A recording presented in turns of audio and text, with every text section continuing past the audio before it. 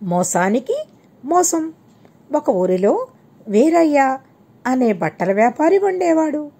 వీరయ్య బట్టలను మూటగా కట్టుకుని ఊరూరా తిరుగుతూ అమ్మేవాడు.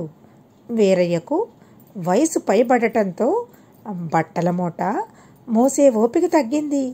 దాంతో వీరయ్య తక్కువ జీతానికి బట్టల మూట మోసేవాడు ఎవరైనా దొరుకుతాడేమోనని వెతకసాగాడు.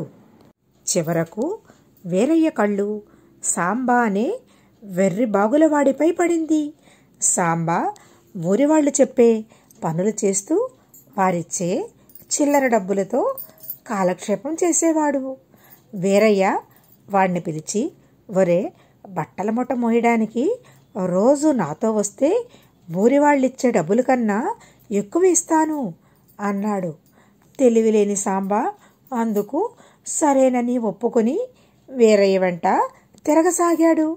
కానీ వీరయ్య భార్య మాత్రం తెలివిలేని వాణ్ణి పనిలో పెట్టుకుంటే మనకే నష్టం అని అన్నది. అందుకు వీరయ్య మూట మోయడానికి తెలివి ఉండనవసరం లేదని సర్ది చెప్పాడు.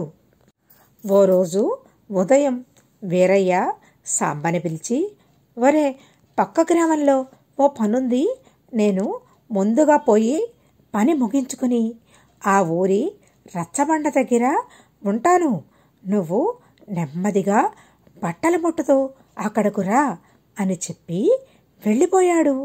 తర్వాత సాంబ తాపీగా మూట నెత్తిన పెట్టుకుని బయలుదేరాడు. దారిలో వాడికి ఓ దేవత గుడి కనిపించింది. గుడి వద్ద ఓ రైతు పసుపు కుంకుమ ఆవుకి దిద్దుతూ కనిపించాడు. అది చూసి సాంబ, ఏమిటి కుంకుమ బొట్టు ఆవుకు దిద్దుతున్నావు అని అడిగాడు. పక్క ఊరి సంతలో ఆవుని అమ్ముదామని బయలుదేరాను. దేవి అనుగ్రహం ఉంటే ఎక్కువ ధర వస్తుందని కుంకుమ బొట్టు ఆవుకు పెట్టాను అని అన్నాడు. ఆ మాటలు విన్న సాంబ బుర్రలో ఓ ఆలోచన వచ్చింది. వెంటనే గుళ్ళోకి వెళ్ళి గుప్పెడు పసుపు కుంకుమ తెచ్చి మూట విప్పి బట్టలకు మొత్తం రాసేశాడు. తర్వాత మూట నెత్తిన పెట్టుకొని హుషారుగా పాటలు పాడుతూ వీరయ్యని చేరుకున్నాడు. మూటకు పసుపు కుంకుమ అంటుకుని ఉండటం చూసి వీరయ్య, ఏమిటిది అని అడిగాడు. సాంబ గొప్ప పని చేసినట్లు ముఖం పెట్టి, అయ్యా, బట్టలు మొత్తం అమ్ముడు పోవాలని వచ్చేదారిలో దేవత గుడి దగ్గర ఆగి అమ్మవారి పసుపు కుంకుమల్ని బట్టలకు దిద్దాను అన్నాడు. ఆ మాటలకు వీరయ్య కంగారుగా మూట విప్పి ముద్దగా పసుపు కుంకుమ రాసున్న బట్టలు చూసి, ఓరి దద్దమ్మ, పసుపూసిన బట్టల్ని ఎవ్వరు కొనరు, వాటికి ధర ఎక్కువ రాదు అంటూ నెత్తి నోరు బాదుకున్నాడు. ఎవరు తీసుకున్న గోతులో వారే పడతారు, అందుకనే మంచిగానే ఉండాలి. ఏమంటారు? కథ కంచికి మనమేంటికి. నీతి కథ మానవత్వం.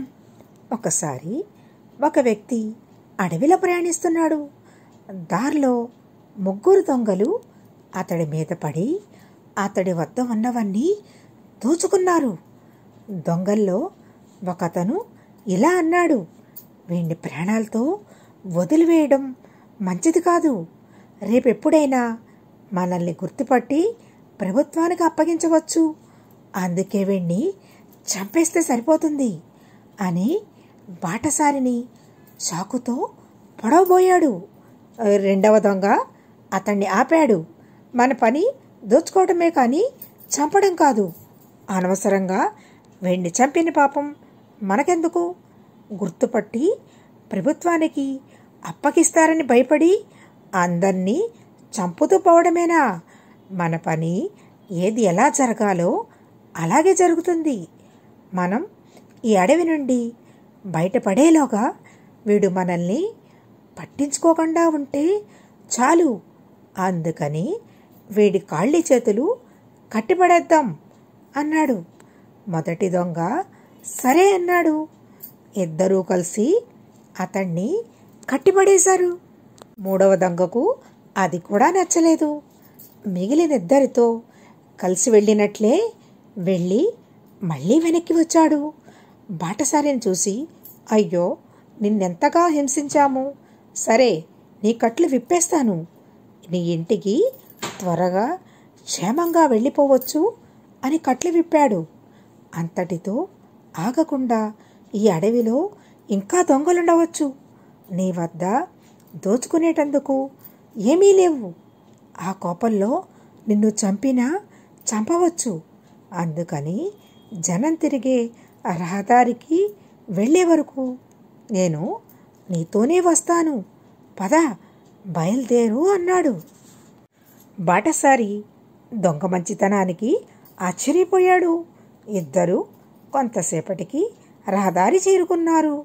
అప్పుడు బాటసారి దొంగతో అన్నాడు, అయ్యా, మీరెంతో మంచివారిలో ఉన్నారు. మీరు చేసిన సహాయానికి మిమ్మల్ని ఇలా పోనివ్వలేను. దయచేసి నా ఇంటికొచ్చి భోజనం చేసి వెళ్ళండి అంటూ ప్రాధేయపడి బలవంతంగా తన ఇంటికి తీసుకువెళ్ళాడు. దొంగ పాపం భోజనం చేస్తుండగా బాటసారి వెనక నుండి ఓ దుడ్డుకర్రతో తల మీద గట్టిగా బాదాడు. దొంగ తల పట్టుకుని అబ్బా అని కింద పడిపోగానే ఇరుగు పొరుగు వారిని పిలిచి దొంగను వారికి అప్పగించాడు బాటసారి. దానవుల్లో మానవత్వం ఉన్నట్లే మానవుల్లో కూడా బాటసారి లాంటి దానవులు కూడా ఉంటారు. కథ కంచికి మనమేంటికి.